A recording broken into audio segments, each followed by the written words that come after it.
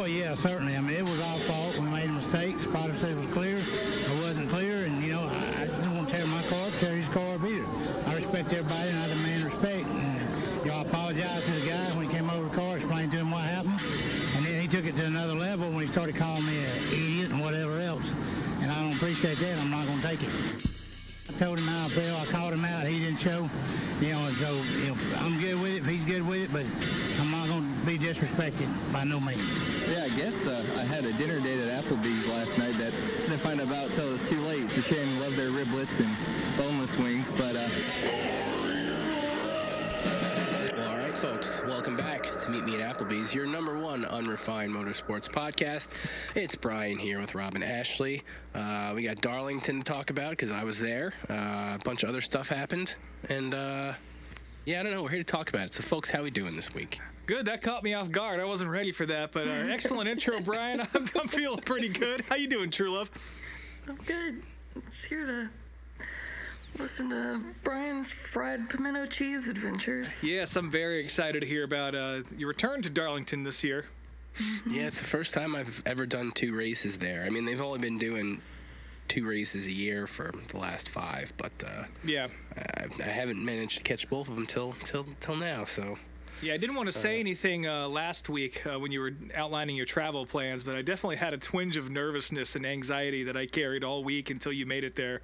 Because your itinerary was too tight for my brain. Yeah, I mean, it was tight. I mean, my flight today coming back got delayed, and that was very stressful. But as far as getting there was concerned, I mean, we got to the track by 2:45, so we had plenty of time. Perfect. Yeah. Perfect.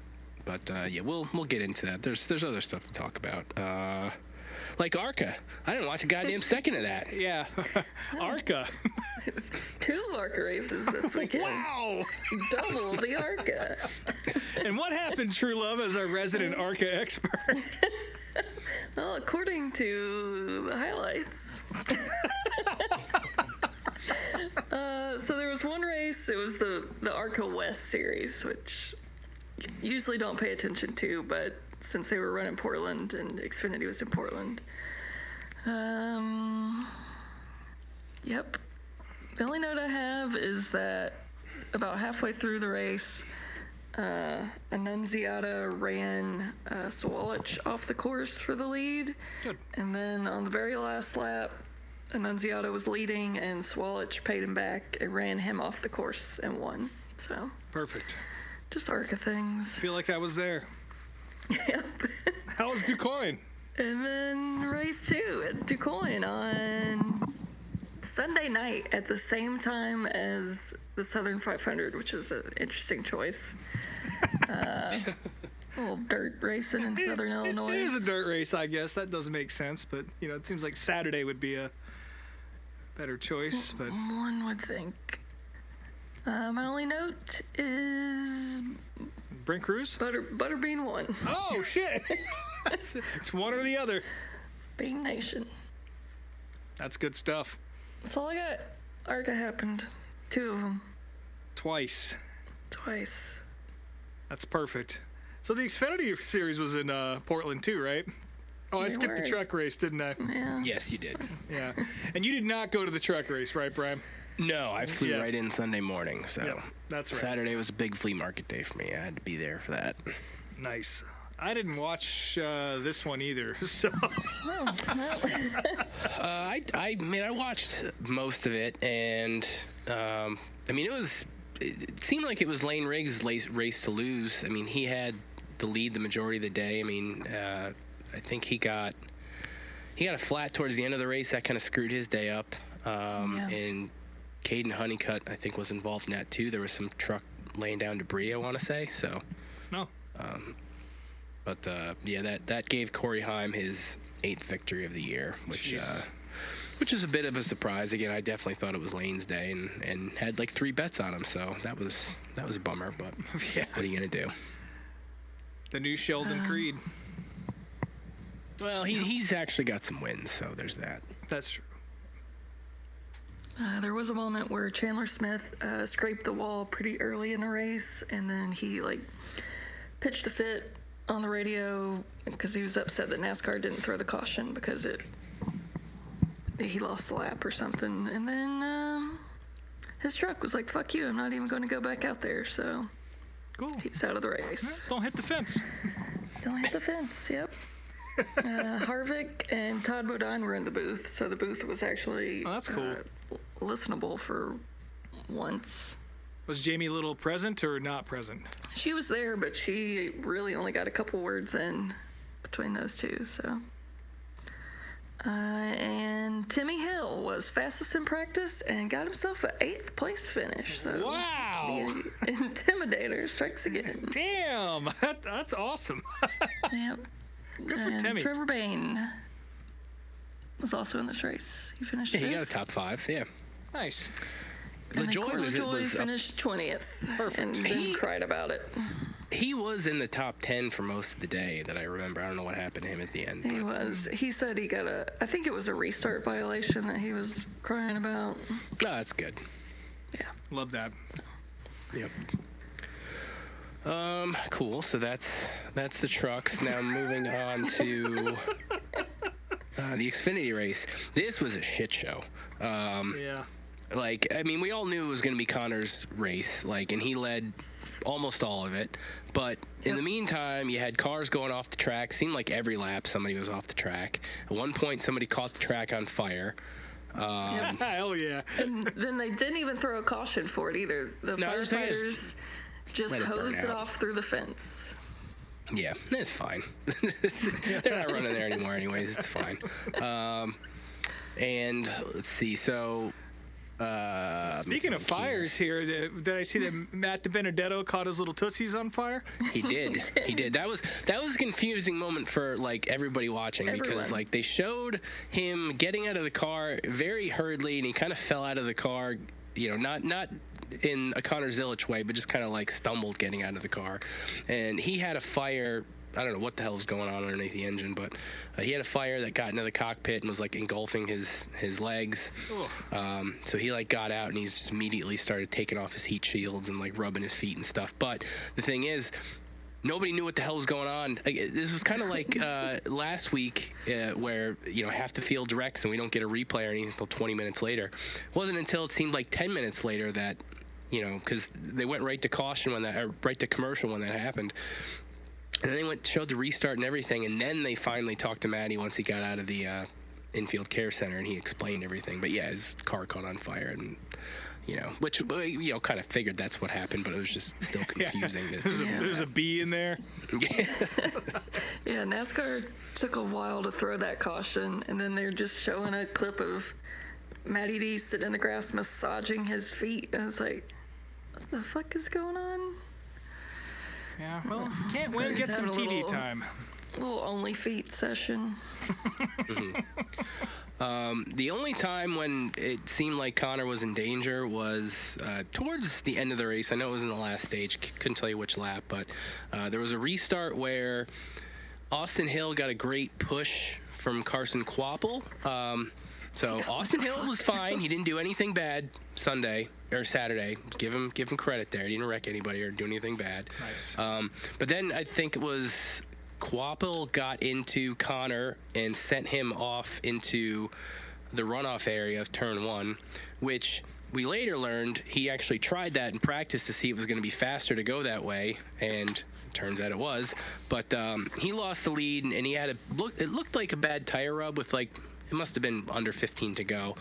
So it was a little nerve-wracking. He was catching up to Austin, but you know, we didn't know if his tire was going to blow or not. Well, there was another caution or two, and there was an overtime. And in the overtime, he barely got nudged by somebody going into one, and then he took the runoff path, and again he said it was faster to go that way. He tried it in practice and ended up securing the victory for himself. So he earned his 8th victory, technically only 7th, but still 8th victory of the year. Yep. He got himself some new T-shirts.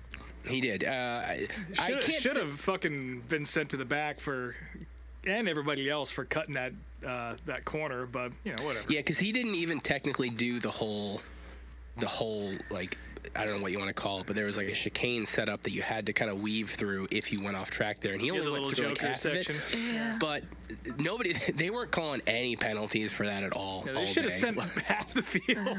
Yeah. back Someone to the had shed. posted a picture of like the drawing that NASCAR had given them of this way's acceptable and this way's acceptable, and the way that he went where he missed that one was acceptable in that drawing that NASCAR had sent out. So Oh, no kidding. technically, Yeah. So it's Yeah, 'cause still, he did- on he- NASCAR. yeah, they were like, Yeah, we're never for coming sure. back here. Do whatever you want. Yeah. Well, the report afterwards was like the main reason why they're not coming back is the track needs like severe upgrades. Like they didn't have internet or anything on pit row. They need a more powerful hose to get rid of the grass fires. That too. One random thing. So this was in Portland, and they kept showing like random jugglers out in the crowd, which of course, there were jugglers there. Why but wouldn't there be? the guy that gave the start your engines command, it was just some random like heavily tattooed dude in like a vintage racing hat, and I was like, who is this random person? They didn't say who. They like said his name, but they didn't say like why he was there or what his importance was. And I was like, who the fuck is this dude? So I googled it, and what I could come up with is this guy was in a band called Showbread. Oh Did y'all ever listen shit! to them? Yeah. Tooth and That Nail band- Records' finest. That band was originally from Georgia, and I guess they moved to Portland. But when I was a whippersnapper teenager in my hardcore phase, I loved Showbread. And Showbread. I've never even heard of them. Yeah. I saw them one time when I was a teenager play in a church basement. Yep. And the lead singer, the band back then would wear like, I think they would all wear like red shirts and black shorts. Yep. And That's correct. The lead singer in this basement at the church was screaming, and he was wearing fishnet tights under his shorts and cowboy boots, and I was in love with him and started wearing fishnet tights and cowboy boots from this hardcore band in a church basement. And then here's this fucking random dude giving the command at Portland. So That is. Yeah, I was a little confused. He was like, yeah, why is this guy covered in tattoos? Yeah. You don't see that too often. yeah, I feel like that band had a lot of members in it all the time though. So. Yeah, they did. I hadn't thought about Showbread in about 20 years, so Yeah. thanks for scratching that little one open for me. Yeah, real fucking random. See, that's my Xfinity notes. Nice. I want to say my old band was supposed to play with them, and they canceled or some shit. I can't remember. It doesn't matter. Probably. Sounds right. So yeah, I guess that'll lead us to Sunday, and your big here's day. where my Big day. big day starts. So yeah, I planned it out so I was supposed to arrive in South Carolina just before 1 o'clock. No issues there. Stepdad picked me up, and we drove straight to the track. Got there about 2:45. Hit up the Gypsy tents. Got like 3 bags full of shit. So you'll be seeing that in the store in coming weeks. Not literal shit, Rob. Rob, listen, folks. My words have been twisted by Rob all goddamn weekend. No, they haven't. Yes, they have. That's not true. Yes, they have. I'm not doing it. If you saw our text messages, you'd be on my side Not here. doing it now. Anyone wants to see your text messages, DM us. So yeah, get to the track, and everything was pretty easy, as Darlington usually is. Met up with Buddy for a little bit, and hung out for a bit. And So you got Taylor, interviewed? Yeah. yeah, that girl Taylor Kitchens that he works with, they were doing like just pre-race interviews with fans and asking your. I'm trying to think what she asked me. It was Final Four, champion. What sponsor I would like to have in my car, which I answered Bojangles, and your favorite Southern 500 or favorite Darlington moment, and I just said, Craven Bush. So, Yep. it was pretty simple. But I only saw me answering my final four actually make it anywhere. So whatever. Nice. We got, unlike the last handful of races, I got seats in the Tyler Tower just at the edge of the front stretch, right in front of the restart zone. And I really like those seats, and we're definitely going to get those next year because, view was great. I liked being right in front of the restart zone, and also that made access to my beloved PD dogs much easier. Yeah. Even though, of course, they were at the very opposite end of the grandstands. I had to walk pretty much all the way down to turn one to get them, but whatever. It was fine. Yeah, I got my steps in. I threatened eating. I only had 4. I thought I said I was going to have 6. I definitely could have eaten 6, maybe 8, but I didn't feel like walking down a third time and spend another $12, so I kept it at 4. They are delicious. Yes, they're amazing. Did anyone tempt you with, what was it, a giant fat sausage wrapped in a piece of white bread? Yeah, I didn't even, Poverty dog or whatever the fuck it was called. I don't know which stand that was sold at, because I don't think I saw it on the menu anywhere. I mean, and I saw everything else they were offering, but maybe they changed their mind on that one. But it wasn't behind the dumpster. Something like that. Yeah, the only time that's acceptable is if Andy Newsom is handing it to you after he made it for you with his keys in the grandstand. That's the only time that's acceptable. Getting into the seats, so I had an interesting experience in the grandstand. So the people right next to us, like, they were wearing Larson shirts, and the woman was asking me, like, which drivers I liked and didn't like, and when I said I liked Bubba and Denny, she's like, I don't think we can be friends, like, jokingly said that, and then I don't think I talked to her the rest of the race. She also, like, left half the race. I don't think she was paying attention. I don't know what the hell she was Well, it was doing there. Not the greatest day for any of the Hendrick cars. No, definitely not. It's Right a great behind. day for Bubba, though. Yes, for sure. Right behind us, there was a much older couple, and we got into our seats 4:30, 4:45, and they're still doing. They're not even done with the bands playing, and the woman starts complaining, why don't they turn the PA up? I can't hear the driver introductions. I'm like, well, they're not for another hour. Like, I said it much nicer than that, but. And then when they were actually doing driver introductions, I heard that woman say the white flag when Bubba came out. So that was the end of my interaction with those people. But however, I mean, I would say it's a fair point that they don't pump that through the tannoy or whatever when they do driver intros. I mean, it was fine. You could hear just fine. You could, but she was complaining about something that wasn't even happening. So You might need to turn her hearing aids up. Yeah, which you can do. But in my row, and I'm so bummed they were at the exact opposite end of the row, because I feel like they would have been fun to hang out with all day, just based on our handful of interactions. I see a woman before the race coming into our row, and she's got a shirt on. And on this shirt, let me read it. I mean, if you didn't see it, because it did kind of go viral when I posted it. Yeah, you may have seen this already. Yeah, you've probably seen this, but if you didn't, she was wearing a shirt that said, Kyle Larson eats bananas for the shape and not for the flavor. And, of course, I had to ask for a picture and posted that right up. And as of right now, it's got 4.7 thousand likes on Twitter. Jesus. It's pretty wild. I think 260,000 views last time I looked at it. It's at 270 right now. So. 270. Yeah, it's been shared to other accounts. I've had it sent to me through, like, you posted on Twitter and someone sent it to me on Instagram who didn't know that you took it. Like, that's come from outside the family to me. Yeah, it's definitely weird to see my photos shared by other people, but fucking Ansel Adams over here. Yeah. I'm disappointed you didn't get her contact info, though, because I definitely want to be her new bestie. Yeah, I should have gotten that. I mean, I briefly talked to her. She was very nice and liked my Dick Trickle shirt.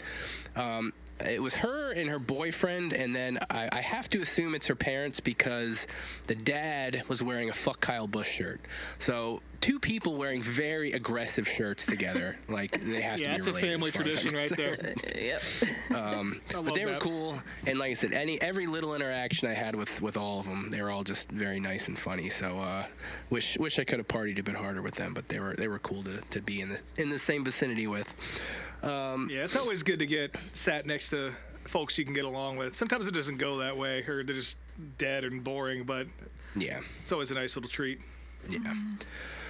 As far as the race goes, I mean, I can't say I was expecting Chase Briscoe to win a second time, and I definitely was not expecting him to dominate like he did. At the beginning, there was, he and Denny were battling for a while, and Denny had the lead for a little bit, and, I kind of figured it'd be a Toyota night with just everybody up front. That's what it was. But, Bubba, Denny, Tyler Reddick, Eric Jones, and John Tony was just, Yeah, they were all on fire all night. The race started out with Josh Berry wrecking out of the race and probably the playoffs with his car bottoming out in turn 2. Yeah, just immediately. Nap on turn 1, turn 2. Yep. He ended up getting back out there and doing the fastest lap deal and getting a point that way, but not really helping him too much. It wasn't. Listen, I'm not going to say it was the most exciting race in the world, because it wasn't. But when you're there, it's different. Darlington, I've said it a million times, it's one of my favorite tracks I've ever been to. As far as a fan experience goes, I don't think I've had a better one in all the tracks I've ever been to. That's pretty good. Yeah, even if the racing isn't great, it's still a cool place to be, and when you're there, you can pay attention to different stuff on the track, and you're not just watching whatever the TV's putting in front of you, so you can watch other battles and stuff like that. So I mean, just watching these guys rip 6 inches off the fence for 3 hours is incredible. Yeah, so even if it is a dog shit race, at least you have that to look forward to. And I saw a lot of people kind of bitching about this online, and I gotta disagree. I really enjoyed this one. It wasn't an all-timer by any means, but I thought the race was great. No, it was good. I mean, I as much as I like Briscoe, it probably would have been nice to see people battling a bit harder with him, because he was pretty much out to lunch most of the night. I mean, he led 300 and something out of 367 laps. I mean, that says a lot. There were a couple minor cautions. Hocevar spun in front of us one time. Blaney spun in front of us. Priest wrecked Cody Ware doing the Lord's work. Love that. Is that what happened? I mean, I saw Cody spin. I couldn't tell that it was Priest that did it. So Cody was kind of not picking a lane. He was doing this thing where he'd kind of fade from the bottom up to the top. And when you're lap traffic, you kind of got to stay in one spot. And I think Priest just gave him no quarter there and just sent him when he drifted up in front of him. Well, that's fine. Nobody's mad at that. No, I liked it. But yeah, towards the end of the race, there was a caution when I thought it was J.J. Yeley, but turns out it was Derek Kraus. His car just randomly caught on fire going into turns 1 and 2. That screwed up SVG's night. He was, for as much shit as everybody gives him, he was on pace for a top 20 finish. But that screwed up his pit cycle. Yeah, there were points in that race where they were showing the live playoff standings, and he was above the cut line, not by much. But, Chase Elliott was at the bottom, and, some people you wouldn't expect to be out of the mix were certainly out of it. And Shane was, as long as a caution didn't come out at the exact wrong time, he probably would be on the better side of things. But obviously that, he's still 3 to the good. He's still above, but he needed more of a cushion going on the next 2 races. Yeah, I think the most exciting part of the whole race for me was the final lap of Stage 1, where Todd Gilliland and Herbst were battling to be the last or the first car a lap down to get the lucky dog, and SVG dive bombed both of them and passed them both, and he got the lucky dog coming to the line. Yeah, that was badass. So, he was fighting for it, just didn't pan out at the end. Yeah. Darlington's one of those places he's a little bit better at. as far as ovals are concerned. But, yeah, he needed to have a decent one if he was going to have a chance here. And going into, I mean, Gateway might be okay. I don't remember how he's run there before. He's never has. run there. Yeah, that's right. He never has. And he doesn't. And he's Bristol not great, is. Bristol. Yeah, it's not good. So. We'll see. But yeah, I mean, the end of the race was good. It seemed like both Reddick and Eric Jones were faster than Chase. He had to get through lap traffic and all that, and they were catching him. Reddick did. He tried his hardest on the last lap. He tried to dive bomb into 3, but couldn't make it work. But didn't wreck anybody and finished second. And it was a good finish and a good race. And again, I'm always glad when I don't have to see William Byron or Joey Logano win, and it's nice when I get to see a driver I like win. So that was really cool to see. And with Reddick and Jones right there too, I like both those guys. If any of those top 3, if any of them won, I would have been happy. So I definitely was pulling for Jones though, because seeing him win there before and knowing how good he is there, it was not a surprise to see him run as well as he did. It just would have been nice to see him get a victory. But agreed. Yeah. What are you gonna do? I was more shocked to see how well JHN ran. Yeah, I mean he did a weird thing in stage 1. Everybody would pit twice. He only pit once in stage 1, and I didn't think that was gonna work. It seemed weird, but it got him the track position he needed, and got a good finish out of it. So well, they're starting to heat up a little bit. Yeah. For one race. Most importantly, though, Kyle Busch performed a miracle and got us all free chips and queso. Yeah, I gotta eat my words on this one. Yeah, he was in that lap 1 wreck too, but thankfully he didn't really get any damage. I mean, he had to pit once or twice, but his car was fine, so not a big deal. Yeah, he just the bare minimum 8th place is what he gave us. And then not only did he gift us with free chips and queso, but he and Samantha gifted us with a nice new commercial about his I don't want to call it erectile dysfunction, but it feels like it. I don't know what it involves both of those words, that's for sure. Premature ejaculation or something. I guess, which I didn't feel like that's a thing that comes on as you get older. Like, I feel like that kind of goes away. Premature ejaculation. Yeah. So many good episode titles we can't use just coming out of the woodwork here. I haven't watched that. I don't plan on it. I don't need to see that. Come on, you gotta watch it. No. You have to watch it. It's so stupid.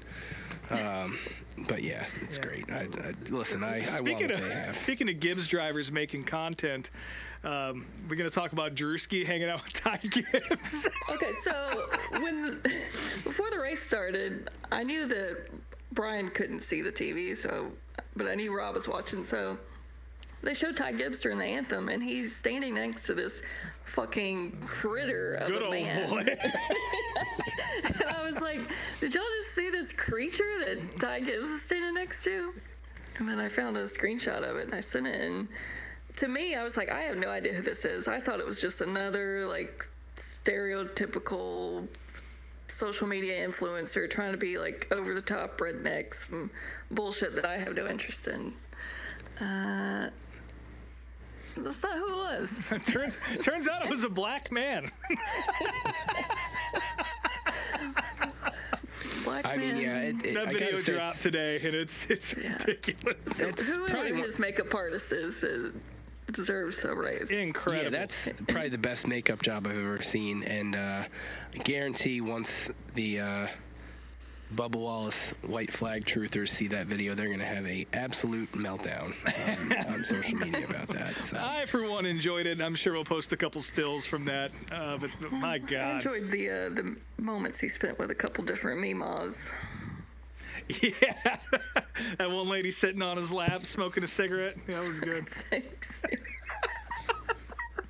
I liked she was wearing a Cedar Point shirt, so that means she's probably from up my neck of the woods. Yeah. So my question is, how many points does Ty Gibbs get from NASCAR in the social media game or whatever? Yeah. For this one, because that's Druski's pretty famous. I don't really know much about that guy, but he's got a big reach. Yeah. He's got like 10 million followers or something. Yeah, not quite as viral as Brien went this weekend, but he's pretty up there. Yeah. Close. Good shit. Let's see. So yeah, I mean I think that's pretty much it. After the race, so Chase's kid Brooks, he really put on a show. Jumping on the car, doing the Victory Lane interview. Freddie Mercury pose for like 10 minutes straight on top of the car. He was answering questions in the media center. All jacked up on raw milk. Yeah. His tummy was aching, but that was cute. Yeah. He was definitely a star. And I noticed you put in the notes here, True Love, about how Chase Briscoe is no longer sprint car racing. That is, in fact, true. Mm-hmm. He is hung it up. So that means I don't get to see him just whip the shit out of the 360 guys up here at Loudon anymore. Yeah, it's kind of a bummer, but I can understand in a sense, especially with all the injuries and stuff that have happened this year. Yeah, and him needing to focus on.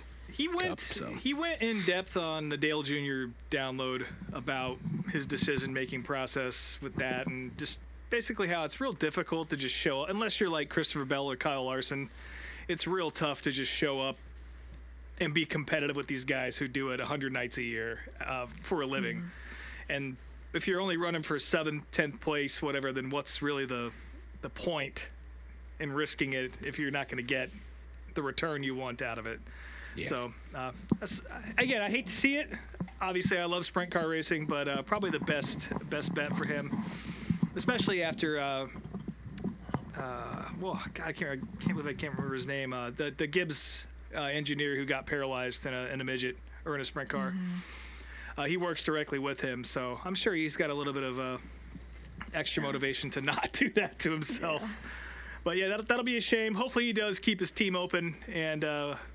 Because he said he does want to own a World of Outlaws team, so hopefully he can carry on in that tradition, because that would be fucking sick. Yeah. That pretty much wraps up Darlington. So what else we got in the notes? Because I definitely didn't watch any IndyCar stuff. Oh, IndyCar was fantastic. I'll tell you that. Nice little day out in the yard for me. Of course, IndyCar was about 2 p.m., something like that. And it fed directly into the Sunday Cup race. So that was a nice little Sunday there. Plus Formula One in the morning. Zandvoort's always one of the ones I will watch, but I guess we'll talk about that a little later. Fantastic race. I don't fucking like Joseph Newgarden, but I had to watch him win. But that's about the only negative thing I have to say about it. And honestly, that probably would have been Scotty Mac's race if he didn't suffer the issues that he did. He blew up or something. I was so excited for 5 whole laps, and then I was not excited anymore. Yeah, so a couple of really big wrecks. David Malukas got up in the fence, of course, future Penske driver. We'll get into that in a second here. There's a lap 1 wreck in this one, too. There was. It was last week's winner, Christian Rasmussen, doing the exact opposite that he did in Milwaukee by wrecking in the first 30 seconds of the race. Guess that's his style, though. His checkers or wreckers. But that was a great race through and through. I don't think there was anything I would really change about it other than the winner, and you can't really control that at all. Alex Palou led a bunch of laps, but eventually got bested by the Penskes, and like I said, Joseph Newgarden extending his win streak.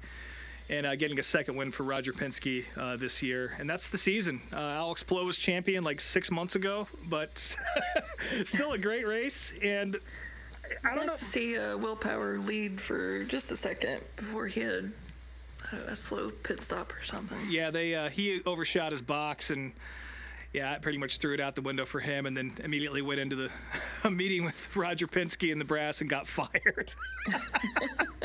They're even talking about that on the broadcast about how Will's meeting with the team after this to discuss his future. And I was thinking, man, what better way to lose your job than to go out there and crush and get one more trophy to sit in the case. But that didn't happen. But still, I don't know what other proof you need that IndyCar needs more of this. They need more ovals and short ovals. I mean, they were hauling the mail around Nashville. I guess not really a short track or a short oval by most standards, but for IndyCar, a mile is pretty much as short as they come, and they're clocking 200 miles an hour in qualifying. It was unbelievable. But yeah, more of that, please. And it sounds like we might be getting a little bit more of that in 2026. I think we talked about the IndyCar schedule dropping a few weeks ago, but apparently that wasn't the official lineup because it sounds like they're shifting some things around.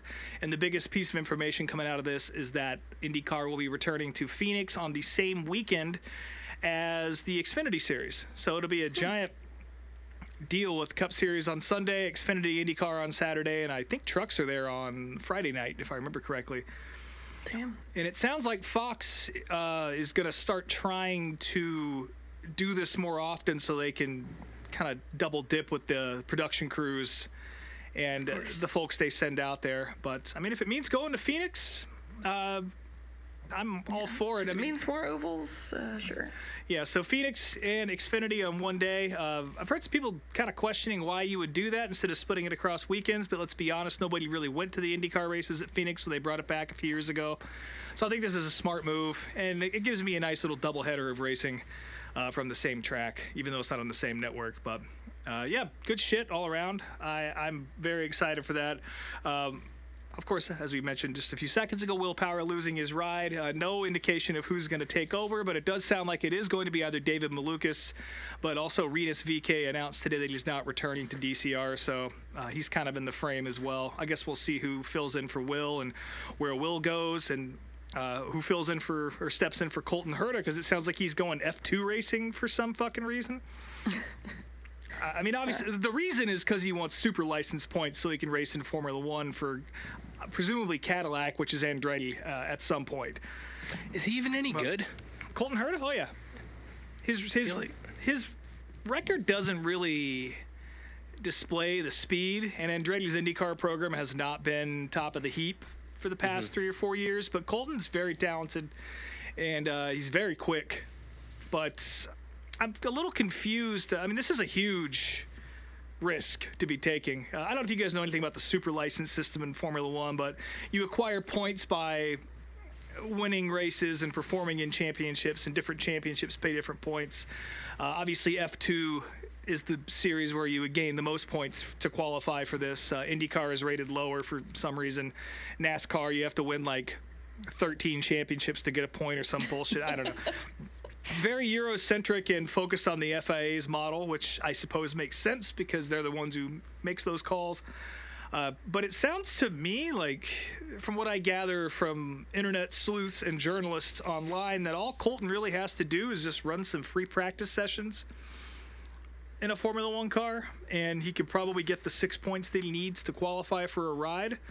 But I suppose then there's actually not a ride open for him next year because Cadillac is full up with Valtteri Bottas and Sergio Perez. So I don't know what the move is. It's a huge risk. You hear Alex Palou talking about how he'd much rather win titles and races here in the U.S. and do this thing that he's doing now than go to Formula One. He'd rather be successful than not. You know, that's a common thing that NASCAR drivers will talk about. You know, you don't want to go, run around 35th place. Corey LaJoy, rather than winning in the Truck Series. Also not Corey LaJoy. Doesn't matter what series he's in. But I don't know. I guess we'll see. But it would be a shame for IndyCar to lose Colton Herta because I think he's certainly a star in that series, and it would suck to see him go off to Europe just to run around in the back in a brand new program. And I don't know. It just, you do you, pal. It's like the reverse Alexander Rossi. Yeah, IndyCar's done. Coming to NASCAR yet? What's that? Is Scotty Mack coming to NASCAR yet? Probably not. However, the odds of him making a one-off start have now improved, I would say, now that IndyCar has 2 doubleheaders with NASCAR sanctioned series. So I don't really know who Penske would work with in the paddock to get him in a ride. In the paddock. In the garage. I got a code switch here. I don't know who they'd talk to in the NASCAR world to get him a ride, but I'm sure they could figure it out if they wanted to. They got some time. They do. I would love to see that. But he's not going full-time, that's for damn sure. Let's see, what's next here? Oh, yeah, Formula One. I did watch that. That was a pretty decent race. Zandvoort is badass, and I guess Formula One, and the fine tradition of going to places and never going back to them again. I guess F1 is not going to the Dutch Grand Prix for the next few years, and Zandvoort's off the schedule, which is a shame because it's badass. 2.5 mile little road course, super tight. You can kind of sit wherever you want and see the entire track. Lots of high bank corners, including one where you kind of got to rip the fence like you would on a short track. It was kind of funny listening to the Sky F1 guys kind of break down why people were doing this, and Formula One fans discovering how you get through a banked corner. That was enjoyable. But decent race. Oscar Piastri won. Charles Leclerc crashed out about halfway through and then sat in a lawn chair for the rest of the race. Sitting there in his little camping chair drinking some water or Looked something. like he found a campsite at Eldora and he was just sitting out there. Exactly what it looked like. Yeah. The only highlights I saw were that, and then Lewis Hamilton picking up his own trash, and was it Lando that was like he had his head in his hands, or was that someone else? Yeah, Sitting Lando on a Norris. grassy Yeah, knoll. Lando Norris. Apparently, you can't get back to the garage from anywhere on that track. So if you're out of the race, you just got to sit there in the dirt. Just live there now. He had an engine failure and just climbed over the fence and sat and cried with his helmet on, which is a McLaren tradition. If you remember Mika Hakkinen back in the 90s. But also one more shout out, Isaac Hadjar getting his first career podium as a result of Lando blowing an engine. And if you remember, speaking of crying, he opened up his 2025 Formula One season by crying into Lewis Hamilton's dad's arms. Oh, that's right. So quite the redemption arc for him. And that's it. That's the Dutch Grand Prix. That's the last time we'll talk about Formula One on the show this year, probably. But I kind of bring all that up just to say, I know NASCAR always talks about international expansion and et cetera. If you're going to take it anywhere in Europe, please let it be Zandvoort. Please. Well, I was about to say that earlier today. I sat and watched that whole it's like 3.5 hour long episode that fucking Bianchi and Gluck did, where they interviewed every single playoff driver. Yeah. And during Reddick's interview, he said that he is going to start pushing for that to be like the next big venture that NASCAR takes, is to go overseas to that track because he loves it so much. It's incredible, and it's unlike anything else that's on the schedule, and it sounds like they're going to keep replacing it with stupid-ass brand-new facilities in the Middle East or wherever else that have no personality. But I guess that one in, like, it's not Qatar, I forget where it's at, but they're building, like, a Rainbow Road facility, like, no joke, it's, like, based off Mario Kart. With this huge bank corner. It looks insane, but, yeah, it's a shame. That place has been around a long time. It's got a big history in Formula One, and again, I hate to see another classic European track go by the wayside, but whatever, it's just one less race I have to watch next year. So That's the spirit. what else we got here? Oh yeah, Tony Stewart, your NHRA regular season top fuel champion. How about that? Good job, Tony. Nice. Yeah, it's quite the landmark there, I would say. I had no idea. Yeah. Also, shout out to Erica Enders winning the Pro Stock feature at the USA Nationals. That was cool. And then Austin Prock won in Top Fuel. And both of John Force's cars were in the final round. So even though he's not racing anymore, he's still picking up trophies and yelling and screaming and being a fucking maniac to this day. So God bless him. love to see that for John Force. But I guess that's all the good news before we get into the nasty shit here. Do we still have Brien? Are you there?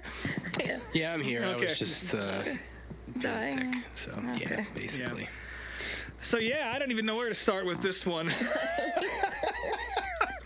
Obviously, we were all waiting for Thursday to roll around last week because that was when whatever hearing was supposed to be happening between NASCAR and 2311 in front row regarding the injunction about charters, and that didn't go well. It didn't seem like it went well at all.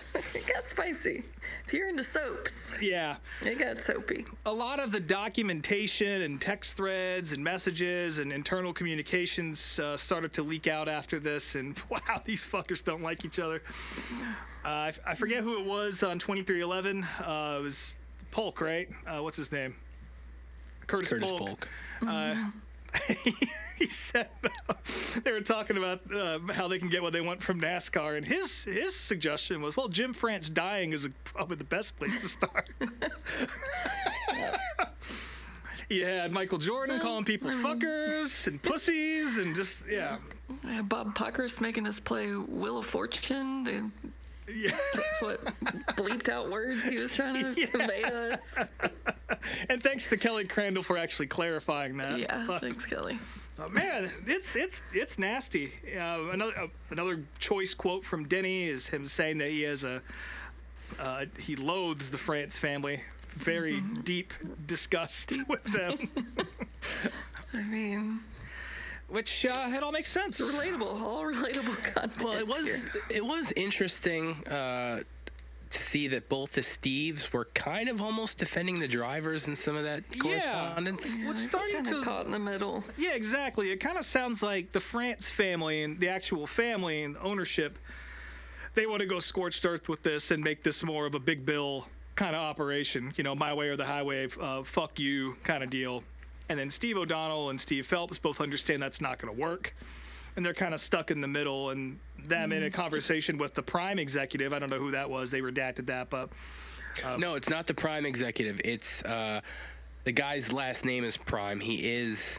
on the board or something. He is a higher up at NASCAR. Because I got confused too. That's what I thought. I thought it was somebody from Prime originally, but no, it's not. Yeah, Alpha Prime.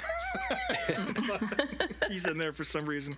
Tommy Joe Martins. But yeah, it sounds like at least NASCAR management kind of understands that this probably isn't a good idea. And in fact, the judge, backed that up by saying that if either of you think you're going to win this, I would think again.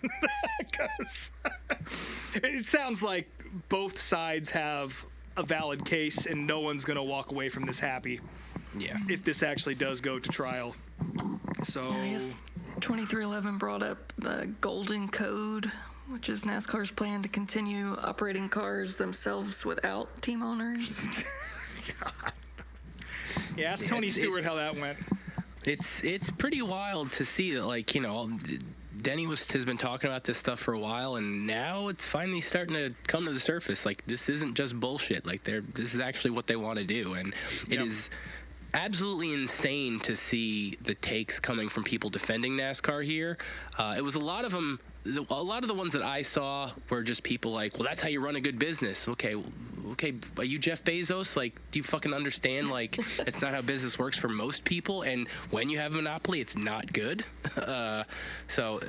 Just complete brain dead people out there who don't know what the fuck they're talking about. And also the business of NASCAR has changed so much since the 90s. Yeah, you can't. To now, it's completely incompatible with that line of thinking. Like, you can try it, but it's probably not going to work. You just can't. Like, it can't go back to that, France, like Big Bill and Bill Jr. Like, it's not going to be that way ever again. It's just not.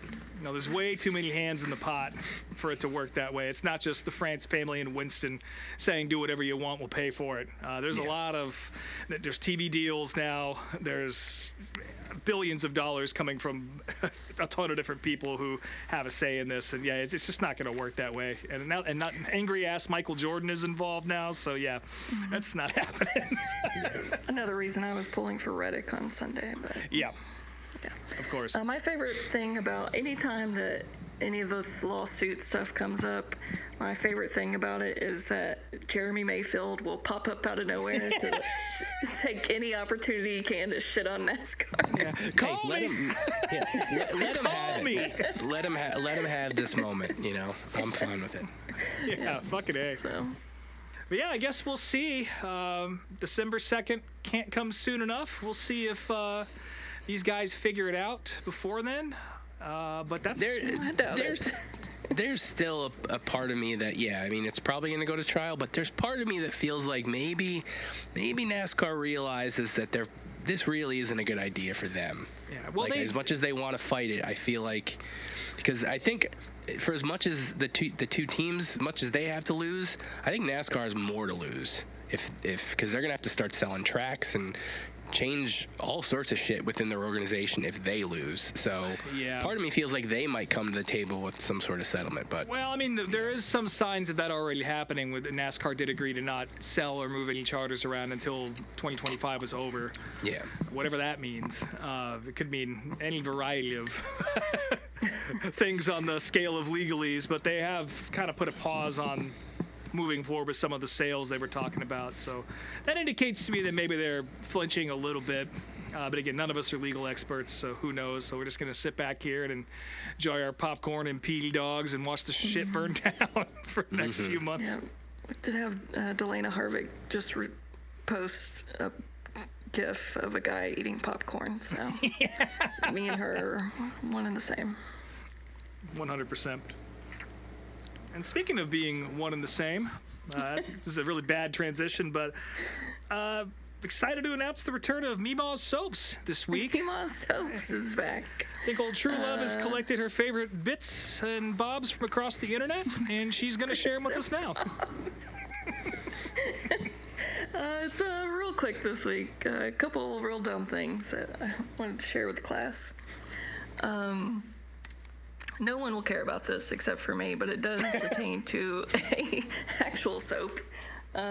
Rick Hendrick is going to be a great-grandparent. Oh. So when Ricky Hendrick passed away, he was engaged to Emily Maynard, who found out after he passed away that she was pregnant at the age of 19. And she gave birth to a girl, Ricky Hendrick, who at the age of 20 just announced that she is also pregnant. But circling back to soaps, Emily Maynard, who was engaged to Ricky Hendrick, actually was on The Bachelorette in 2012. No and shit. Kind of told her whole backstory with Ricky's death and all that. But now she's remarried and has like 6 kids. So nice. Double Papa H. I get great Papa H. It's his new name. There was another thing. So they had a playoff driver media day last week where, all 16 drivers had to go and do just a shit ton of media. But NASCAR on their Instagram stories had let fans ask questions, and then they posted the responses in their stories. And there was one where a fan asked Ross Chastain, "What's your favorite way to eat watermelon? Sliced, diced, or smashed?" And Chastain, with the most straight, dead serious face, said, "Spears. I like to eat its heart." What the fuck? Perfect. God, what a psychopath. Yeah, further proof that he is Absolute unhinged. Psychopath. There was another part during Media Day where Joey Logano revealed that there's a new show called Hunting Wives that I think is on Peacock. I haven't watched it, but Yep, the I think it's homies about, Dirty Grass Soul were featured on that show. Oh, were they? Yep. Well, apparently a lot of that show was filmed in the studio that Logano owns, and then after it was filmed, Logano learned that most of that show is just basically porn, so... I did hear that clip, yeah. Yeah, Kevin from Dirty Grass had to apologize on his Facebook page to the more pious members of his family, saying, "Look, the Meemaws that tuned in to see." Quite literally, their baby boy playing guitar on Netflix. They were in for a wild ride." Whoops. Yeah, I haven't watched it yet, but I haven't either. More Logano news. I saw on Twitter that Joey Logano took his entire family to watch a controlled demolition burn with the Huntsville Fire Department. yes. And then his family took a nice, wholesome family photo in front of a fully engulfed house. That photo, because you're going to look at the photo before you read the actual tweet. Unhinged. Completely unhinged. I gotta look this up now. It's really good. And then Brien actually uncovered this little soap story for us that Danica Patrick may or may not have murdered someone while she was at Burning Man. Out on the playa, yeah. Yep. We're still waiting for the details to be released, but Yeah. apparently there was a gruesome murder at Burning Man. Yeah. I'm looking at this Logano family. They all have like him and his wife just have the biggest smiles, and the kids are freaking out. The daughter's like crying in the mom's arms. Yeah, it's that one's going up on the mantle at the Logano house for sure. For sure. One more thing that I saw on Instagram today was I guess Bubba was wearing a hat from Columbia that had a fish on it, and Denny really wanted to find that hat and I guess buy it for himself because he's gotten really into fishing. So instead of like Googling it like a normal human being, he asked Chat GPT where he could find that fish hat at, and Chat GPT gave him a Found it. search result that had a literal 3D fish coming out of the top of the hat, protruding. It was great. If you now- haven't seen it in Denny's stories, Now I want this hat. yeah, I hope he buys it. Is the Bob think that's Proctor's it. T-shirt? Is that part of the soaps this week? Well, that was something that Brien encountered. Oh, that's right. I mean, I don't know if I'd call it soaps, but just this afternoon, I came home from Darlington. I went to pick my dog up at the kennel, and behind me walked a man wearing a Bob Proctor shirt, and it's the one that John Hunter Nemechek sold last year for charity, where it's got the photo of Bob that was taken during the Kyle Busch, Ricky Stenhouse fight. It's a great shirt. It's just like, I can't believe I saw that in public. So that was pretty wild. Yeah. What are the chances? Yeah. Oh, and one more thing about Danica Patrick. I do recommend going and checking out her Instagram posts from out at Burning Man. They will make your skin itch.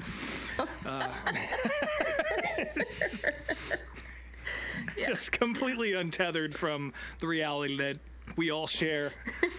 And I can't recommend it more highly. Just go look at it, please. Take a gander. So, I'm on my I think way that's right it for now. me, my soaps. Nice. Well, I suppose this could be kind of an extension here for our DARF of the week. Not really a DARF, and I guess it's more of a dumbass driver of the week.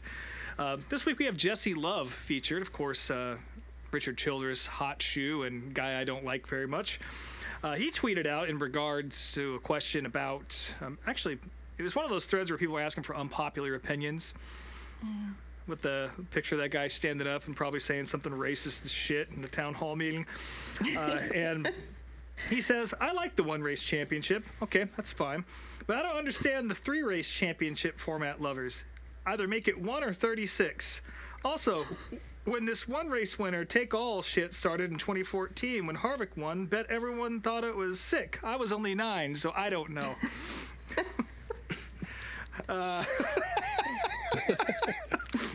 I don't know, man. I was pretty angry about that, and I've been angry about it for 11 years now. So I'm the wrong guy to ask. But I don't understand this. Sounds like he was probably up past his bedtime when he tweeted this. So Jesse, go to bed and stop winning midget races in California and Tulare and all that, I please. really want to like Jesse Love, so please stop tweeting out stupid shit. Yeah, he's our DARF for the week. Yep. Which is a great little segue into the short track septic tank this week. Come on, I'll open the door up. You guys take the ladder on down and we'll close the hatch.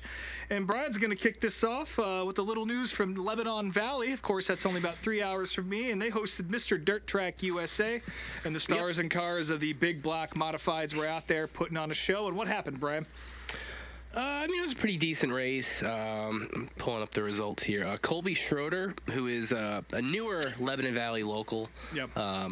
he ended up getting the victory. It was his first Super Dirt Series win. We had Andy Bicchetti in second place, which is not really a surprise. Also Matt Shepard in third, and then Matt Williamson and Alex Yankowski coming from the back, Yeah, all three of 24th them and 26th, put on a show. respectively. Yep. Yeah, I mean, they were coming up towards the end. They just, got there a little too late, but yeah, it was a fun race. I want to say last year's got canceled because, both last year and this year, there's been tons and tons of rain at the Valley, and they've had a lot of races canceled. Other than that, obviously Friesen wasn't in the race. Kenny Tremont's son Montgomery did not make the main because they were having engine troubles, and Matt Papello, who drives Kenny's old car, he worked his way up to the top 10, but he got a flat late in the race, and that ruined his run. So, good race overall. Wish I'm not going to make it up to the Valley this year, which is a bummer, but, I love that place. So, even on the broadcast, they mentioned how good the food is, which it will always be my favorite track food of all time. Yeah, I don't watch many big block races, but I made sure to tune into this one because I knew you were watching it. And, yeah, I enjoyed the shit out of that. Again, watching Matt Williamson come from the back was exciting, and Yankowski, all those guys. Highly recommended. Really got to get out there. There's no excuse that I've been to Lebanon Valley at this point. Yeah, it's a great facility. And, hopefully I might go to Super Dirt in Oswego. I got to hit up Stacy and see if she's cool with that, but Nice. I'd like to try to go to that this year. So, Oh, yeah, that's about a month from now, right? yeah, it's like middle October. Yeah, perfect. Yeah, so Well, let me know because I'd love to go see Oswego as well. yeah, Oh, go ahead. yeah. I mean, that's pretty much all I got. I did watch a bunch of the stuff at Lernerville, and so we can talk more about that. Yeah, speaking of racetracks that, I thought this one was a lot closer than it actually is. I looked it up. It's about 9 hours away from me, so that's not close at all. But the Lucas Oil late models were at Lernerville for a 3-night stand for the Hillbilly 100. That's right, the Hillbilly 100, which historically it took place at Pennsboro up until about 1998, and then shifted over to Tyler County in West Virginia after that closed down. And this year is the first year at Lernerville for the Hillbilly 100.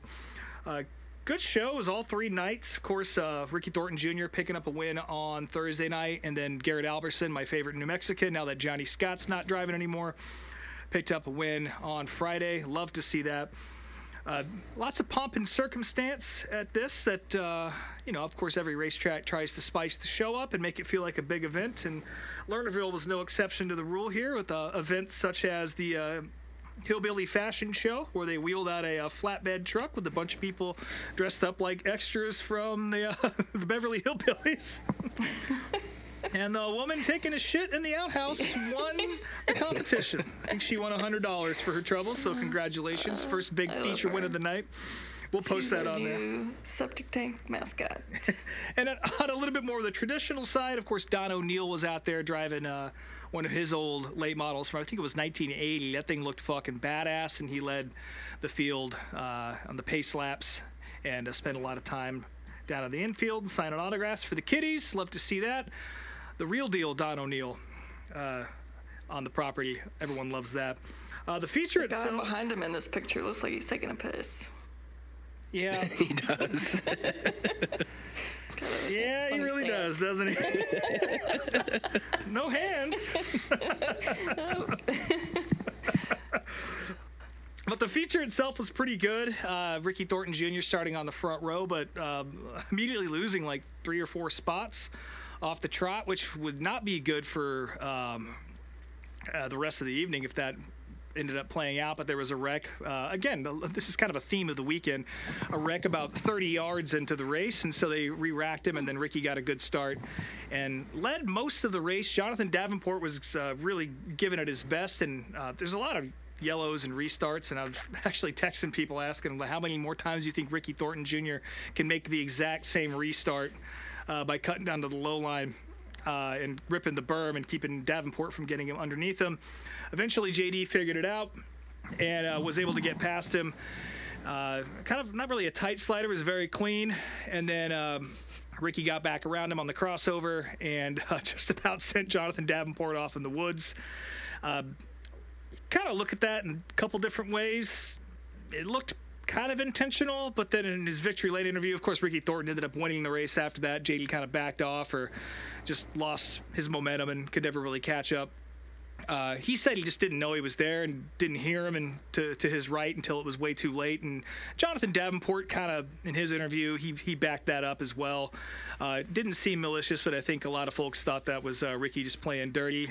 My immediate thought was, well, I guess he has to win this one because he's probably not going to do shit at Eldora next week because he kind of sucks there. So take your $40,000 now and just hope it carries you through a weekend in Ansonia. But Jonathan Davenport also in his interview did something that would have gotten him an accidents detrimental fine or his car sent to the R&D center in Charlotte. If it was NASCAR, by talking about consistency on restarts and like the lineups and all that. And he's like, yeah, these guys in the tower, they say they're consistent, but we all know that's bullshit. And then proceeded with his interview. So. Nice. Yeah, it was pretty good. Also, this weekend marked the return of Josh Richards to the Rocket 2, I guess. I don't know what you would call it, but Josh Richards, of course, the son of Mark Richards, owner of Rocket Chassis, deeply involved in that program, and he retired after the World Finals, and I believe it was 2022, and his first time back in a late model in competition since then. So that was cool to see him. Didn't have the night he wanted, didn't make the feature. Watch from the infield. That's never what you want to do. But it sounds like he's going to try and come back, and I forget where he said he was going to run, but there's a couple more races on his plate this year, and hopefully we get to see him at the finals this year. Of course, Josh Richards is a fucking badass, and it's good to see him back in one of the Rocket ones, even though it's super confusing when Brandon Shepherd's out there, too. Just making the one black doesn't help matters for the folks at home. Also, in other late model news, the Mars Tour was at Fairbury, and Ashton Winger picked up a win there. Some people liked that. I'm indifferent. But all of this, of course, leading into this weekend, the granddaddy of them all, the 55th Annual World 100. I cannot wait to get there. Unfortunately, I won't be arriving until Friday morning. I couldn't get out of work to do the full 3 days, but I'll be there in time for hot laps on Friday. Probably going to have a little bit of time to go check out the Air Force Museum again and spend a couple hours in there gawking at planes and being tickling my own brand of autism, I suppose. Looking forward to that. I got that sentence was going. Yeah, it was a bit of a roller coaster, emotionally speaking, but yeah, very much looking forward to the World this year. Over 90 cars on the entry list right now.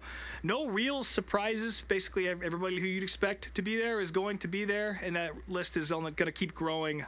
I haven't checked as of recording tonight, but I know the deadline for early sign-up passed, so I think the majority of the lineup is probably in, but this is definitely going to top 100 cars, no question. This is going to be the Bobby Pierce, Jonathan Davenport show going into this. Those two guys, I mean, Jonathan Davenport is so good at Eldora. Bobby Pierce, of course, the best late model driver in the country on stats right now. And Ricky Thornton Jr. is just not that great at Eldora, although he is bringing a brand new Longhorn to Eldora, which he ran in the Baltus Classic, which, of course, is a bit of a warm-up event that took place on Sunday night. He picked up one of the twin features, Kyle Bronson picking up the other one. As far as like dark horses or anything, I'm always going to say Josh Rice. Looking forward to watching him, see what he can do. He had a good run in the Dream this year, and I expect him to do pretty well. And I don't know, man. It's the fucking world. It's the best race of the year. It seems like the old dogs always have a little bit of an advantage with all that experience. So you're going to see Dale McDowell running pretty close to the front, I think. He always does well there, and I'd love to see him get some redemption for last year. We really wanted to see him win the world last year, but unfortunately it didn't happen because Brien pulled Bobby Pierce in our race pool, and of course he was going to win, so he took that from all of us. So hell yeah, I did. I took that money and got the fuck out of there. Yeah, you did. And Brien, I believe you're going to be meeting us out there, right? As long as that's the plan. As long as the typhoid passes. Yeah, whatever the fuck I brought back from Darlington, as long as it passes by the weekend, I plan on being there. The PD flu. Yeah. But yeah, I can't wait to get out there. There's not much more I can say about it. The Dukes of Country are making their triumphant return to the Eldora Fan Zone stage. So I get to see some guys with CBs wearing costumes playing country hits. And now that The Nitty Gritty Dirt Band is done touring. It's one of the only places you get to hear Fishing in the Dark live, so I'm looking forward to that. Yeah, I just can't wait to get there. So yeah, if you're going to be at Eldora, come say what's up. Like I said, I'll be on the property about midday on Friday, and I'll be there through Sunday morning. So before I go off to Arkansas and see the folks. So a little vacation time for your Uncle Rob here. Very much looking forward to that. And very much looking forward to increasing my cholesterol count by an ungodly amount by eating 100 cheese balls from the concession stand. Other big events this weekend. Highland was at Skagit for the Skagit Nationals. $125,000 on the line for the feature. Enrico Aber just took that shit and didn't even ask. He swept the weekend, bringing his total take for the weekend to $156,000 for winning all 3 nights. Yeah, nobody had anything for Rico. There's no question about that. Justin Sanders looking a lot like Aaron Reitzel in a couple of these events, pulling some weird sliders and hitting people, so that was fun to watch. And Gio Scelzi has the absolute worst fucking taste in music based off of his high roller playlist. It sounds like I was shopping for jeans at the mall whenever his songs came on. It was real bad. So keep him away from the aux. Shout out to Rico Abreu for getting exponentially more rich. World of Outlaws, we're out at Huset's. One of the nights rained out, but Buddy Kofoid won the big feature night. Also, we learned that Sheldon Hodenshield is now on probation and got fined for grabbing an official by his helmet and breaking his glasses at River Cities. I missed what happened here, but I guess there was kind of a shitty call from World of Outlaws, and he took offense to that and shook some old boy head, shook his brain around a little bit. And wedgy and broke his glasses. Pretty much. So Sheldon is on the naughty list for the rest of the year, and he can't touch officials from here on out, which is going to be tough, I think, based on some of the calls that Tower is making, but whatever. On the pavement side of things, Ron Silk won up at Oswego. I did watch some of the other Bug Classic stuff, but I couldn't tell you who won it. It was just kind of on in the background. Definitely want to get up to that racetrack, but congrats to Ron Silk. It's his 3rd win of the year in his first part-time season on the tour. It just makes you wonder what would have happened if they would have chosen to stay full-time and actually have spent the money and done it. But, hey, that's the State of the Wheel of Modified Tour, I guess. Smart Tour, where all the cars were, they were down at the beach down south. Little trip to the beach. I'm not even kidding. That's what they bill it as, a couple of coastal tracks. Jonathan Cash picked up his first career Smart win at Coastal Plains, and then Luke Baldwin. Jonathan Cash. That's right. Okay. That sounds familiar for some reason. I can't place it. Just, right there on the tip of my tongue. Yeah, good for him though for little Johnny Cash picking up a win. And then the Baldwin brothers finished 1-2 at Carteret. Luke Baldwin getting the win there. That was a big day for the Baldwin family. Everyone liked to see that, as long as you're a Long Island guy. And the Baldwin brothers. 1991 all over again. Probably the thing that most people have seen from this weekend was Jonathan Keeman testing the strength of his Hans device on Joey Coulter's windshield after getting in a wreck. This dude got wrecked by Coulter, obviously. That's been established. Ends up in the infield with his car, gets out, walks all the way across the garage, climbs both walls, walks all the way out into the racetrack where everyone's parked as they're doing cleanup, and just proceeds to beat the shit out of Coulter's windshield with his Hans. And not a single soul stopped him from doing it. So, which I loved. I love that very much. Also, Jeremy Gerstner hucked a water bottle at Paulie Hartwig after some on-track contact. You can't beat up Paulie Hartwig because he's like 12 years old, so he just threw a water bottle at him. So that was funny. There's a lot of funny last names in that whole bulletin point. Yes. A lot of names I've never said out loud before, so I apologize if I... Oh, yeah! No, I mean, I was like just trying to scroll through the notes to my thumb. Play button, and I can't get it to turn off. Well, I guess we'll jump to that, of course. My fat thumb ruined it. Oh, the Nationals are happening at Boone right now. Of course, that's a huge modified IMCA. sanctioned race. I don't have the subscription service for this, so I haven't watched a bit of this, but I know all my friends that are going to Eldora have been feeding me highlights, and this is a good one. There's a really nice on-track fight here, full-on fist fight, a couple of dudes in helmets trying to punch each other in the gut. Nice. We'll post this because it's fucking hilarious, and you've already got a little sneak peek of the Booth's reaction. I got to clarify, the Run What You Brung race I talked about at Thunder Road last week was not what I expected. It just looked like it ended up being spectator drags. But there was a guy in a little Nissan who overcooked it into turn 3, racing the pace car, and his airbags went off when he hit the wall, so that was pretty bad. He no longer can drive to his job at Buffalo Wild Wings, so that's a shame.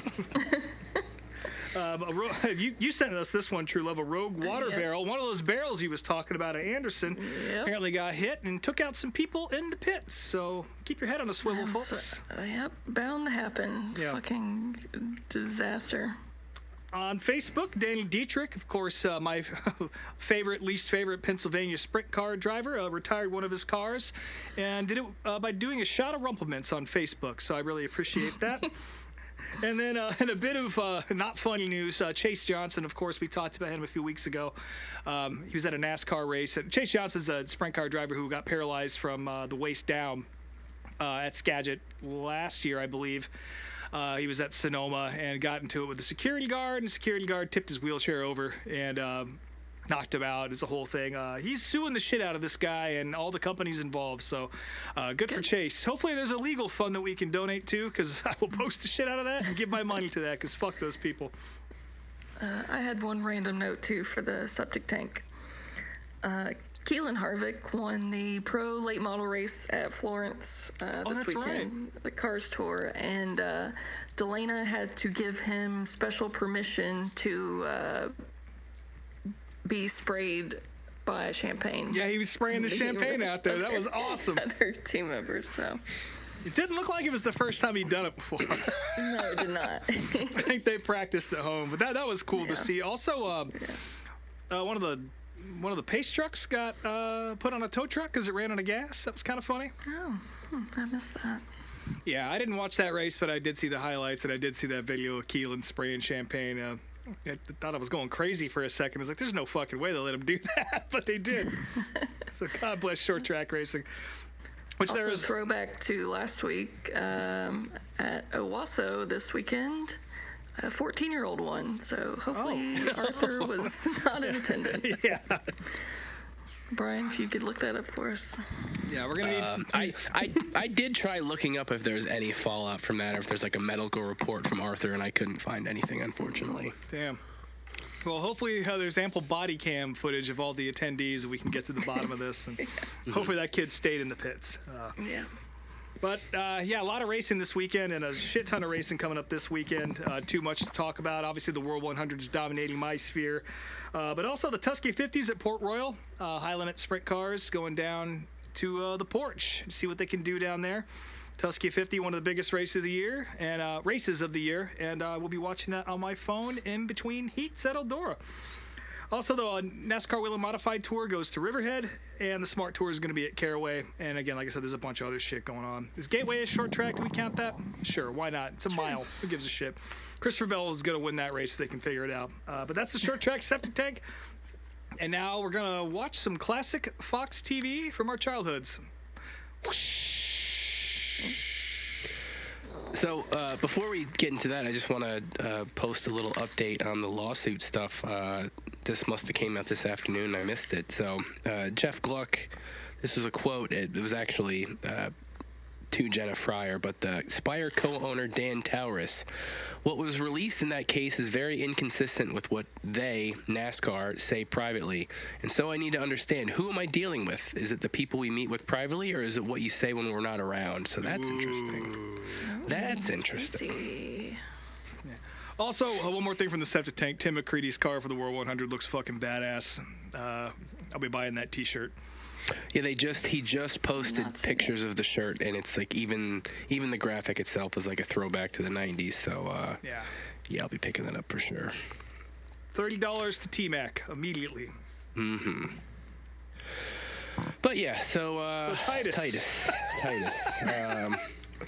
Man, I guess before we get too deep into it, I'll just say this.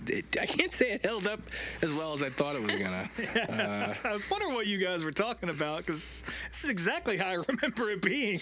I mean, it is how I remember it being. I guess, I'm not watching it for 25 years. It's just some of the jokes don't land the same way they did then, I suppose. But so if you've never seen the show or you didn't watch the playlist, Titus is kind of it's interesting in the sense that, like, he's kind of narrating the entire show. Like, it starts, the show was always start out with him in like a room by himself in black and white, and he'd kind of be describing something or describing some scenario or telling a story or something, and that's kind of how it starts off here. This whole episode, I mean, it's titled NASCAR, so you'd think there'd be a good amount of racing references and stuff throughout the show, but there really isn't. So, the story is, what's that? It's like, it's gonna happen. Yeah, no, so was I. I was like, Sorry, I think I'm having connection problems. Yeah. Yeah. So basically, this episode starts off with Titus's girlfriend. For whatever reason, she tells both Titus and his dad, who his dad is played by Stacy Keach, probably the best part of the show. He rules. He's just like this old scumbag guy who just like just drinks and fucks. That's his thing. And, Yes, it is. And just rips on everybody the whole time. Definitely the best part of the show. But the show starts off with Titus's girlfriend telling both Titus and his dad that each one of them have bone cancer, and like, Titus is supposed to drive a stock car to, was it North Carolina? North Carolina. Virginia? It was North Carolina. Yeah. Of course, it makes sense. But he from the West Coast. I forget where the show. Yeah, California, I guess, where it takes place. So it's basically driving across country, and the girlfriend wants them to go on this trip together to kind of bond and work out their relationship issues. But she's doing it in a very conniving way, obviously. Titus mentions how he hates road trips with his dad, and he shows a flashback clip of him driving the car as a child while his dad drinks in the passenger seat. Yeah, I laughed out loud at that. So again, that's pretty much that's the baseline humor for this whole show, is that clip right there. And at one point, Titus asks his dad for a piece of wisdom while they're on the road together, because they start off this trip both kind of sad and somber, and like each one of them thinks the other one is dying. So they start off, on a good note for the most part, because they're both kind of bummed out. And Titus asks his dad for a piece of wisdom, and the piece of wisdom is: you drink, you get laid, you die. So again, that really shows you where his dad's head is at. After a few minutes in the van and in the truck together, they figure out that neither one of them has cancer, and now they're just stuck. So his dad, who stopped lighting a cigarette earlier because his son had cancer, says, "Fuck it, now I'm just gonna light up anyways." They mentioned how this trip would only take like 36 hours if they could drive through Texas, but they can't because his dad has some warrants there from back when he was a kid, and they show Titus's dad running away from a cop and leaving his child with the cop. I laughed at that too. Then they start calling each other women and with different phrases there. Then they start joking. Then they kind of get over it, and they just start laughing about how they both got tricked. And then his dad sees a hitchhiker, and it's a lady with a big caboose or something, and something like that. So they stop and pick her up, and Titus does not want any part of this. The woman is just like a drunk, older, like middle-aged woman, and immediately Titus's dad and the woman start getting handsy with each other, and they stick Titus into the back in the sleeper section, go take a nap while God knows what they do up front. And hours later, Titus wakes up and they're parked on the side of the road out of gas. After Dad and the lady got done having their fun, he fell asleep and she just scurried on out of there. leaving her underwear behind, unfortunately. On top of the gas gauge, which is why they ran out. Yeah. And so now they're in the middle of nowhere, and they don't know what to do. So, well, they have a race car in the back. They can use that to go get gas. So they do this little sequence where they drive this race car around the desert, and they go and get gas. And then they end up almost hitting a cow and wrecking the car. So now they're double fucked because they don't have they got a ruined race car. So then, for whatever reason, go ahead. This whole segment takes place at night, and this stock car that they're in has headlights. So Yeah. Well, as they do, makes sense. The stickers do work. Yep. So this is the only time we get to see the race car, and it's definitely not anything that ran in NASCAR. It looks like some sort of late model or something, or maybe an ARCA car. I don't know, but it definitely was not a Busch or a Cup car, that's for sure. Yeah. And also, I couldn't read the name of the hot sauce brand that was sponsoring the truck, but it was some weird hot sauce brand that I'd never heard of. So then, for whatever reason, Titus's brother and his girlfriend, and then their friend, who I can't remember who this guy was. I don't know if it's like Titus's business partner or what, but he's just. I looked it up, and apparently he was Titus's like childhood best friend or something. Tommy. So yeah, he's just there all the time for whatever reason. Doesn't make any sense to me. And also, if you've never seen the show, Titus's brother is played by Fargus from A Christmas Story. Yeah. And he only has like 3 lines in this episode. Normally he has a much bigger role, but here he's only there for 2 seconds. Yeah, I was disappointed in the lack of him in this episode. Mm-hmm. So this is where the girlfriend finally admits this trick she played on both of them, and how she did this because she may be pregnant, and it has her thinking about, well, if you and your dad have this bad relationship, what is your relationship going to be like with our children? So that's why she set this whole thing up, to get them to try to bond together. And it's very clear that they're not having this moment and this connection that she was hoping for. So then she starts threatening to throw his keys away, like into the middle of the desert. And she starts doing it. So then to get her to stop doing this, Titus goes over to his dad, and they basically fake a moment where they're like grabbing each other's tits and like giving each other nipple twisters, and as she thinks they're having this bonding, loving moment, and this gets her to stop throwing the keys. But then it's realized after she's thrown 2 of the 3 keys that the only key that's left is for a truck that Titus already sold and not the big rig. So then they're fucked, and that's the end of the episode. So.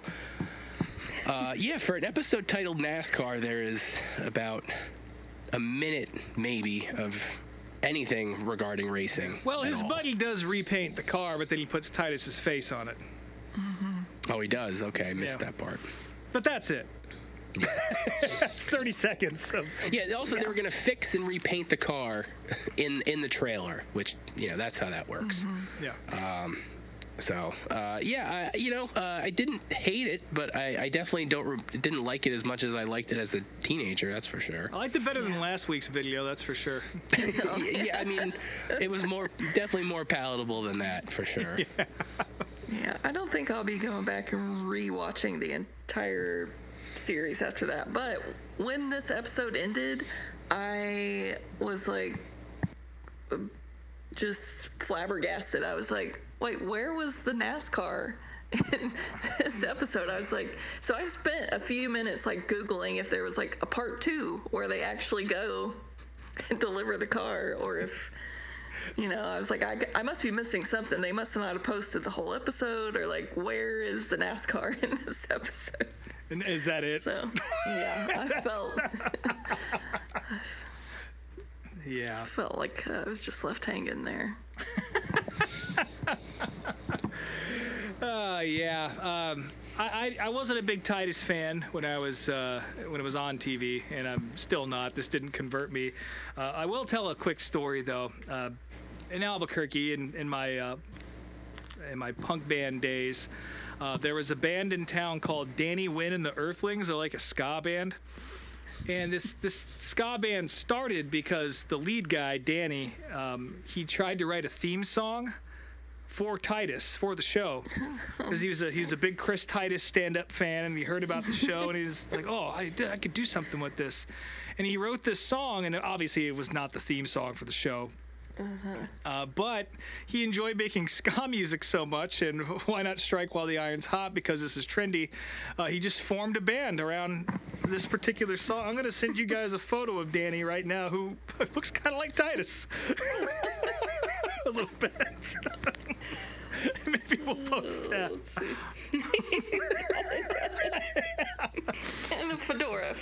Titus and a fedora. But he did have like the little bleach tips under there and all that, and so that left an even more sour taste in my mouth for Titus, and all I could think about was Okay, well, that's understandable. all the shows I played with this guy. Nice dude for sure, but just like definitely, yeah, that's of all the inspirations to start a career in music, that is not my favorite. It's not quite like John and Paul McCartney meeting in the schoolyard.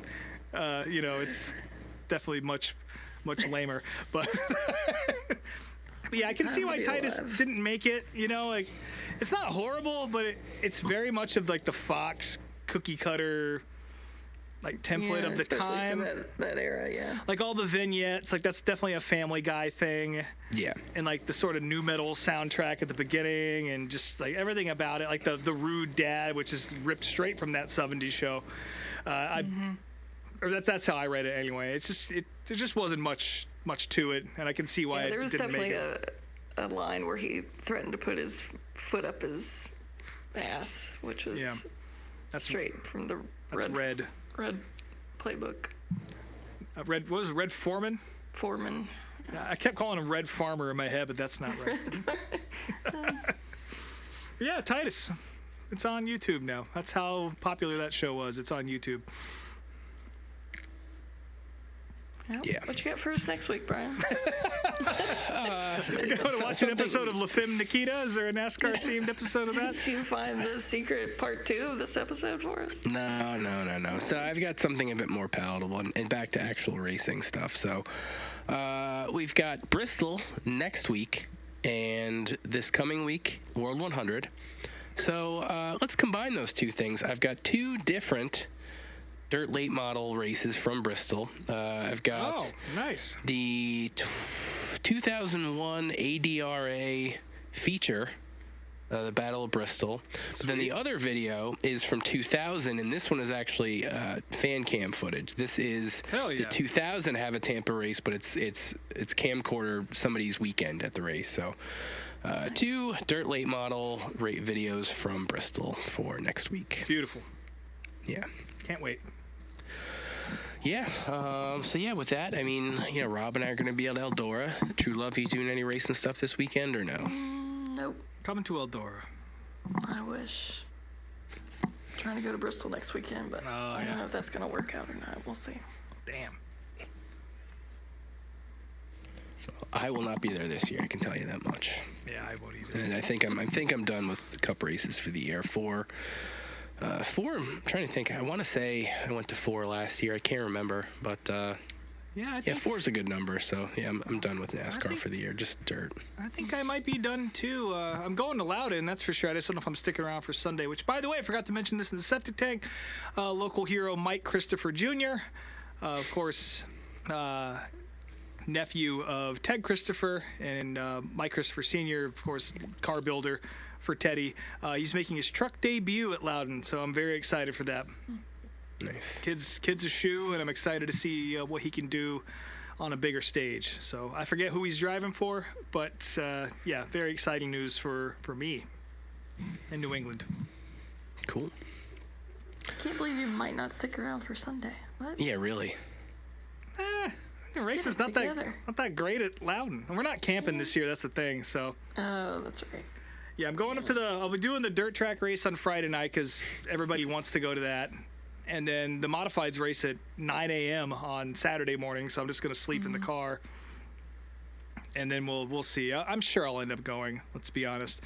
But I say I'm not going, but I'm definitely going to the ship. Yeah, just go. Yeah.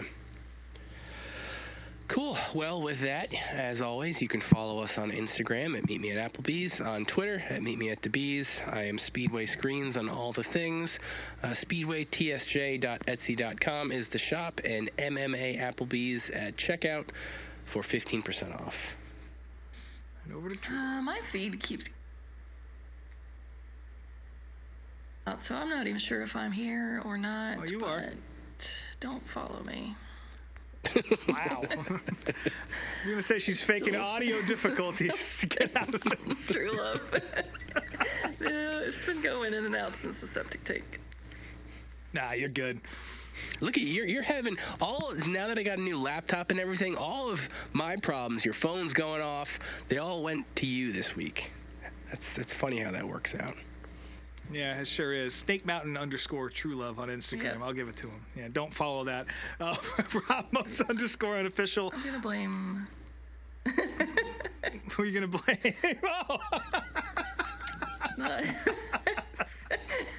Sure you want to say that? Blame my boyfriend's Wi-Fi. Do not. Don't say that. Blow your sleeves back. Yeah, Ramos _unofficial on Instagram. My band's called These Wild Plains. Yeah, come see me at Eldora. We'll have us a good time. Yeah. Cool. Well, with that, the check is here. So thanks for joining us again at Applebee's, and we'll talk to y'all next week.